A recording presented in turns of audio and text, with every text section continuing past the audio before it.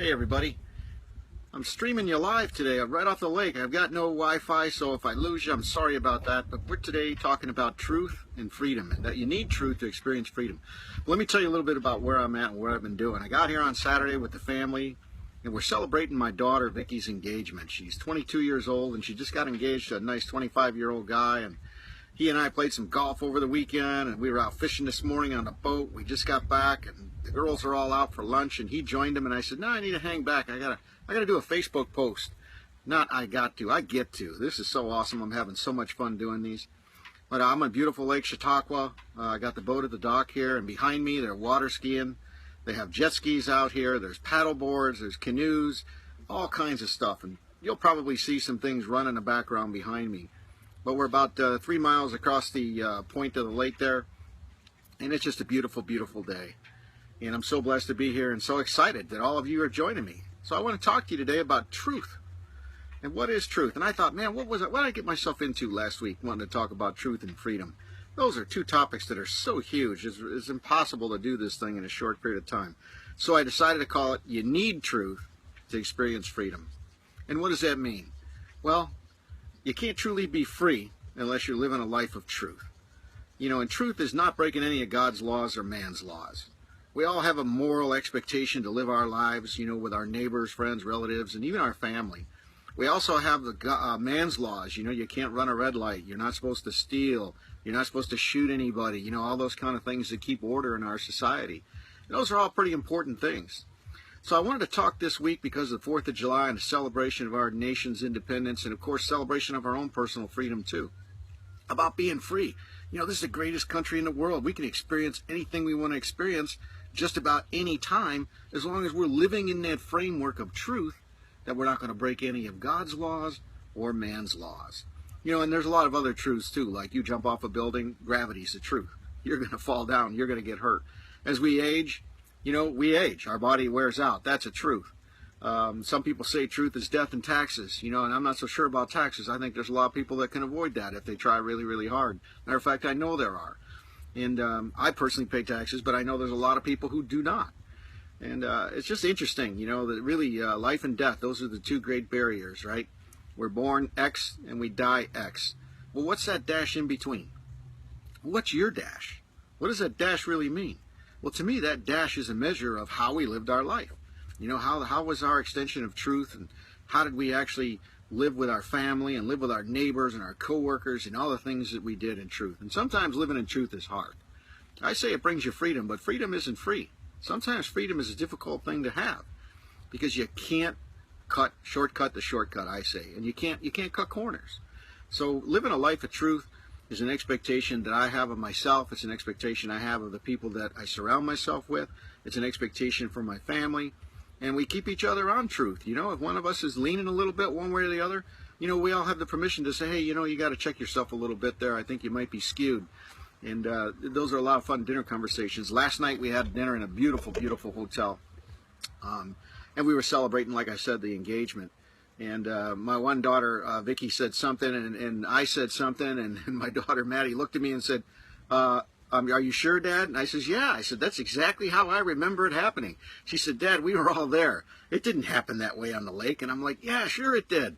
You know, I had really thought in my own mind that, yeah, that's what happened. And they kind of called me on it and says, no, that's not exactly how we saw it. That might be your perspective, Dad, but that's not how we saw it. You know, so that was funny. We had a good laugh, you know, talking about truth. And I said, hey, thanks. I'm going to use that tomorrow in my talk because I got to give a talk on truth and freedom. And, you know, another thing about truth, too, you know, not only do we have the mortal truths, the moral truths, the societal truths, we have religious truths as well.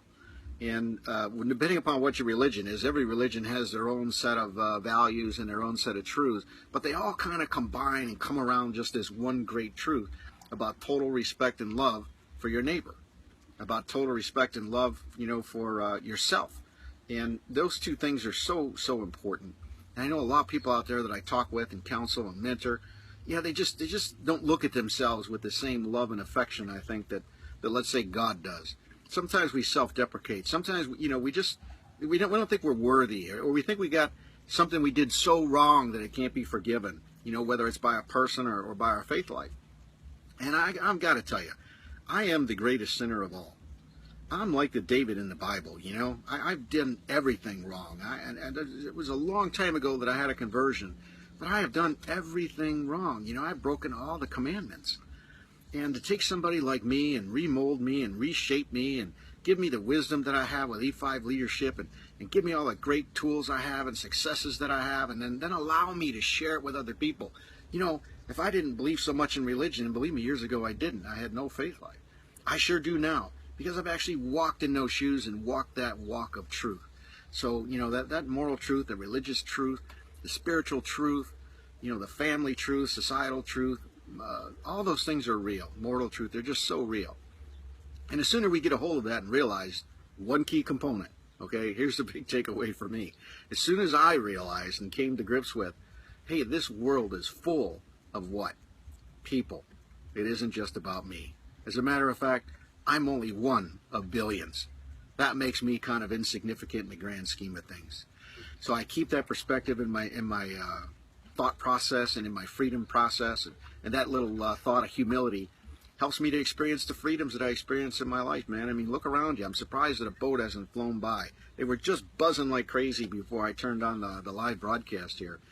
You know, a couple kids on paddle boards just yelling and laughing and having a great time. There was a guy behind me muskie fishing. He didn't catch anything, but he was out there just doing his thing. Such a beautiful day. Beautiful, beautiful, beautiful. And it's a Monday, right? 6 Saturdays and a Sunday for me, but for a lot of you, this is a Monday. I just want you to capture a vision in your mind of what it's like to live in freedom and capture a vision in your mind of what it's like to live in total truth. You know, to the best of your ability. Total truth. And that truth brings you freedom. Because when you're free of mind and you have no animosity and you have no harboring, no grudges or anything of that nature, man, you can live a life of freedom. You really can. You know, and I think I said last week something about doing unto others as you would have them do unto you. You know, that's such a sweet deal. Such a golden rule. And I know a lot of people that don't act that way, even though you and I may act that way. But don't give up. You just keep acting that way. And in closing, I want to share this final thought with you. Just before I logged on, I got an email from somebody who says, you know, what you're doing in leadership is profound. Thank you for doing it. And thanks for sharing it. But she said, I want to share this story with you. I've only been following your leadership for a short period of time. You know, a couple of months. We've only been live for a few months. And she said, I learned something from you already that I shared with some other people because it so profoundly affected my life. And it kind of ties into our talk today. And here's what she said. She said, Mark, you gave a definition of success, and it goes like this. That the people closest to you should love you the best. She said, that hit me so hard that I have been telling other people about that, you know, when the situation arises. But I want you to think about that today. If you live your life in truth, aren't the people closest to you going to love you the most? And shouldn't it be that way for us? I have actually 4 definitions of success, but that one is just so well articulated in that email today, and I just wanted to share it with you. Listen, I'm going to get going. I'll be checking in with you again next Monday. If you have any comments or questions, please share them. Send them in there. I'd be glad to talk with you live. And, man, I just look forward to seeing you on the trail someday. God bless you, and I'll see you next Monday. And Mondays with Mark at noon. Take care.